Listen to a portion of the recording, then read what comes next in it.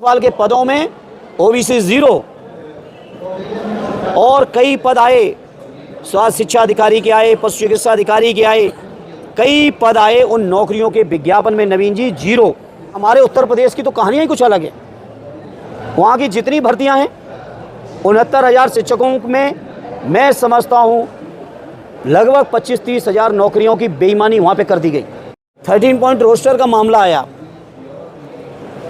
तमाम बार आप लोग उस समय लक्ष्मण साथी और इन जैसे कई साथी भी मिले, इसी दिल्ली की सड़कों में आंदोलनकारी के तौर पे थे और संसद में कुछ चुनिंदा ही साथी थे उस समय विपक्ष के पास। तो उन चुनिंदा साथियों में कहीं ना कहीं जिम्मेदारी ज़्यादा थी, तो मैं भी अपनी जिम्मेदारी को समझते हुए अपने साथियों की मांग पर साथ में खड़ा था।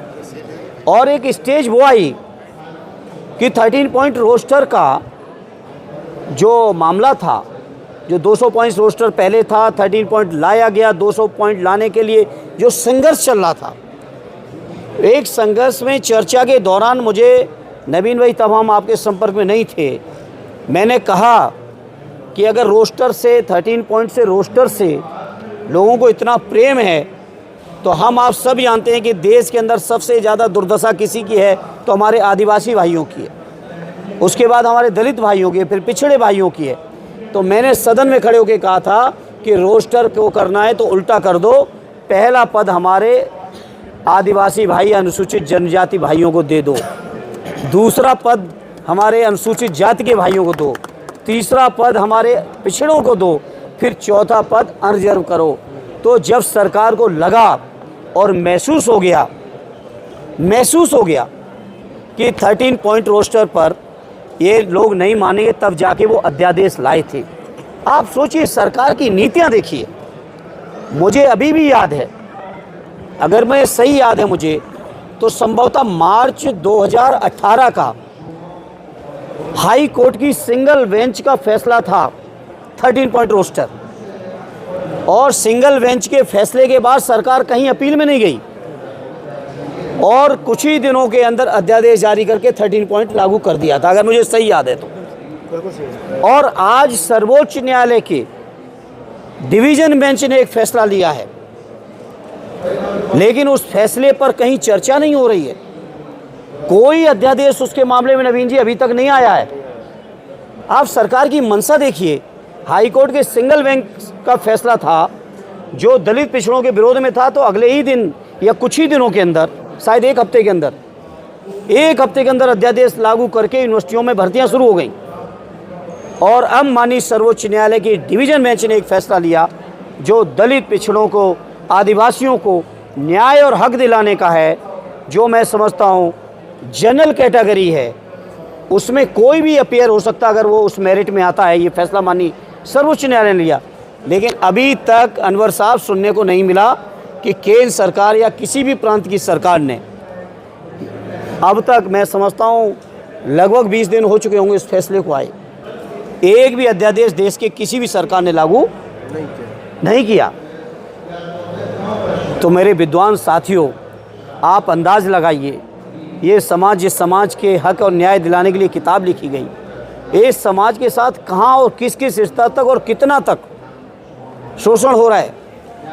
आदरणीय अनवर साहब, मैं लगभग 150 से ज़्यादा उन अभ्यर्थियों का मेरे पास डेटा उपलब्ध है जो लोग जातीय जनगणना में क्रीमी लेयर और क्रीमी लेयर में राज्य सरकार रहे और केंद्र सरकार के बीच समतुल्यता तय नहीं की। ये गलती सरकारों की है, लेकिन भोग रहे हैं अभ्यर्थी और परीक्षार्थी।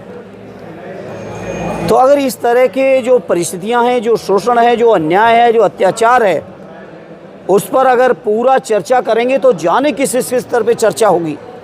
और हमारे उत्तर प्रदेश की तो कहानियाँ ही कुछ अलग है। वहाँ की जितनी भर्तियां हैं 69,000 शिक्षकों में मैं समझता हूँ लगभग 25-30 हज़ार नौकरियों की बेईमानी वहाँ पे कर दी गई उत्तर प्रदेश के अंदर। इसी तरह से अभी कुछ सालों में जितने भी विज्ञापन आए उसमें पिछड़ों को कई पदों पे 0 कर दिया। प्राइमरी के भी अगर किसी छात्र से कहोगे कि ज़रा परसेंटेज निकाल देना इतने पद हैं, इसमें कितना पिछड़ों का हक बनेगा, कितना दलितों का बनेगा, या हमारे अनुसूचित जाति के भाइयों का, जनजाति के भाइयों का बनेगा।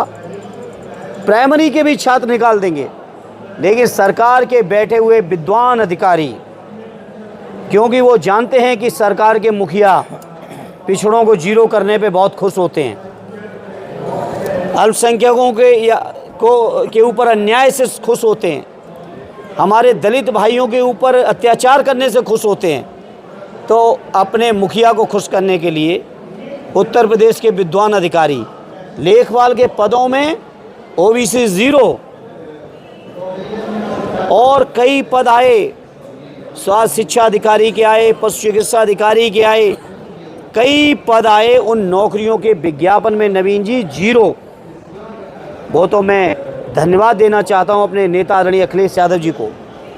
उन्होंने जब इन मुद्दों को मीडिया के माध्यम से, सोशल मीडिया के माध्यम से, हमारे कुछ साथियों ने सदन के माध्यम से जब उठाए, तो कुछ हद तक सुधार हुआ है।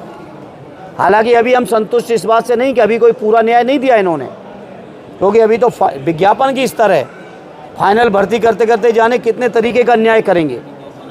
इसलिए मैं आज इस मौके पर कहना चाहता हूँ, जहाँ देश के प्रधानमंत्री जी अपने आप को पिछड़ा कहने में गर्व महसूस करते हैं, वहीं मुझे इस बात को कहने में कोई संकोच नहीं कि उनके कार्यकाल में इस देश के पिछड़ों के साथ सबसे ज़्यादा अन्याय और अत्याचार हुआ है। पिछड़े राजनीतिक पदों पर पहले अत्याचार होता था, लेकिन जनता के बीच अपना चेहरे को कुछ ठीक करने के लिए राजनीतिक पदों पर भले ही बैठाए हों कुछ पद लोगों को, लेकिन जिनको बैठाएं कभी उनसे अकेले में जाके पूछिएगा कि आखिर उनकी कहीं चल पा रही है। ऐसे प्रशासनिक अधिकारी बैठाए गए हैं, प्रधानमंत्री कार्यालय से लेके केंद्रीय सचिवालय से लेके केंद्रीय प्रेसिड्यूज तक, फिर संघ लोक सेवा आयोग से लेके प्रांतीय लोक सेवा आयोग से लेके आपके डीजीपी हों, चीफ सेक्रेटरी हों, प्रिंसिपल सेक्रेटरी हों, एडिशनल चीफ सेक्रेटरी हों, जितने भी निर्णय लेने के स्थान हैं, हर स्थान पर दलित पिछड़ों के साथ, हमारे अल्पसंख्यक भाइयों के साथ, हमारे आदिवासियों के साथ लगातार शोषण, अन्याय, अत्याचार चल रहा है। इसलिए ऐसे दौर में जहां हमारे पीड़ित परिवार के लोगों के ऊपर अन्याय, अत्याचार और ये शोषण की पराकाष्ठा का दौर हो, ऐसे समय में साथी लक्ष्मण जी ने जो जातिगत जनगणना की है, जाति जनगणना के नाम पर जो किताब लिखी है, मैं समझता हूँ बहुत सारे वो लोग जो इस मुद्दे से गंभीरता से, गहनता से वाकिफ़ भी नहीं है, या उस मुद्दे को पूरी गहराई को नहीं भी समझ पाएँ, मैं समझता हूँ साथी लक्ष्मण जी की इस किताब को जो भी पढ़ लेगा, वो जाति जनगणना के पूरे इतिहास से लेके, संघर्ष से लेके, वर्तमान से लेके और भविष्य में इस पर क्या क्या असर पड़ना है, उन सारी चीज़ों के बारे में निश्चित तौर पे इस छोटी सी किताब को पढ़ के पारंगत जरूर हो जाएगा, ऐसा मुझे यकीन है। क्योंकि लक्ष्मण जी की जो भाषा है वो बहुत सरल भाषा है, आम बोलचाल की भाषा है, कोई साहित्यिक इतना क्लिष्ट शब्द नहीं है जिनका अर्थ समझने के लिए किसी भी सामान्य विवेक के व्यक्ति को भी कहीं कोई दिक्कत हो। ये लक्ष्मण साथी की एक विशेषता है।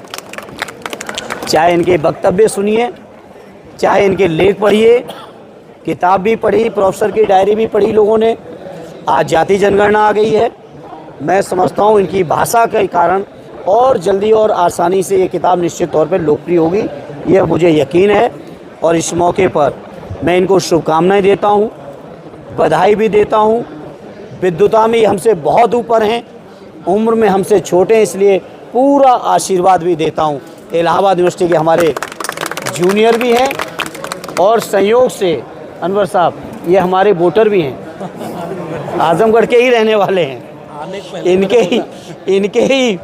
इनके सहयोग से और इनके मतों से ही मैं संसद में पहुंचा हूं। लेकिन जहां आजमगढ़ के लोगों का एक अपना क्रांतिकारी इतिहास है, तो उस क्रांतिकारी लोगों का वोट लेके जब सदन तक आया हूं, तो कहीं ना कहीं मतदाताओं के जज्बातों का असर, उनके जो तरीका होता है उसका असर कहीं ना कहीं आता ही है। तो मैं भी कोशिश करूंगा कि लक्ष्मण साथी जैसे और जो हमारे साथी हैं जिन्होंने हमको भेजा इस उम्मीद से, या जो इस विचारधारा के लोग हैं, पीडीए परिवार के लोग हैं, उनकी उम्मीदों को मैं पूरा कर सकूं, ये मेरा प्रयास होगा। और इस मौके पर एक बार फिर से मैं इनको शुभकामनाएं देते हुए और अपने नेता आदरणीय अखिलेश यादव जी की ओर से कहना चाहता हूं, जाति जनगणना को लागू कराने के लिए चाहे जितने स्तर का भी संघर्ष करना होगा उतना संघर्ष करेंगे और सही डेटा को लाने का भी प्रयास करेंगे। और इस डेटा के बाद जो लोगों को हक और न्याय और भागीदारी जो बनती है वैज्ञानिक दृष्टिकोण से, उसको भी लागू कराने के लिए पूरा संघर्ष करूंगा। ये आपको विश्वास और भरोसा दिलाता हूं। बहुत बहुत आपको सबको धन्यवाद।